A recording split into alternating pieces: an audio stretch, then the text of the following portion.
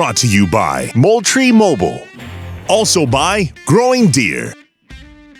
October's finally here, and many states have opened a portion of their hunting season. Man, that's exciting. A lot of folks are hitting the woods.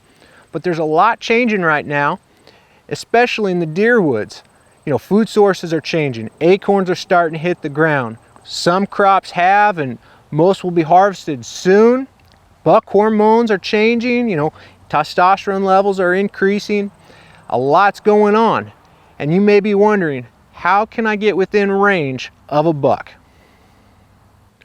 Bucks that were in bachelor groups during the summer around a food source, you know, coming food cover every day, well, those bachelor groups have likely broken up, and bucks have probably started shifting within their home range. That may mean some bucks that you were seeing all summer, they may disappear to a different portion of their range, and that also means you may be seeing some new bucks that you hadn't seen all summer. In fact, one of our team members, Matt, who hunts up in Iowa, just shared a Moultrie Mobile video with me of a good buck he'd never seen before come in and work a scrape just last night.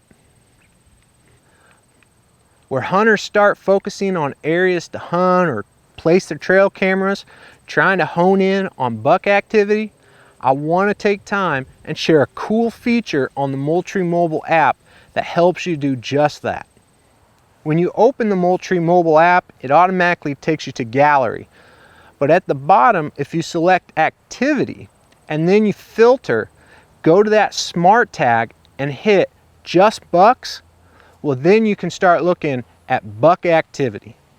You can also filter by the date. So, you know, I may just want to look at the last week or so of buck activity, select that date, and then apply those filters. What you'll see then are a couple graphs that supply great information of when deer are moving. But we want to take that one step further because we want to kind of plan our camera strategy and our hunting strategy based on buck activity. So what I like to do is I like to hit more details, and what that'll do is it'll show a list of all your cameras and how many buck images you have at each camera.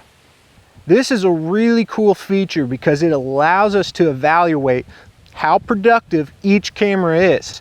You know, this camera, it hasn't for the past week had any buck activity, or this camera is really hot. It's, you know, 10, 15, 20 pictures of bucks walking by. Man, this is an area that bucks are using right now. Maybe I need to pull one of those unproductive camera locations and bring that camera nearby and in the area where bucks are currently using. This can be very effective to use trail cameras to monitor how deer are moving in the area and ultimately plan your hunting strategy. For example, you may have a buck that's coming to a food plot just after dark every afternoon.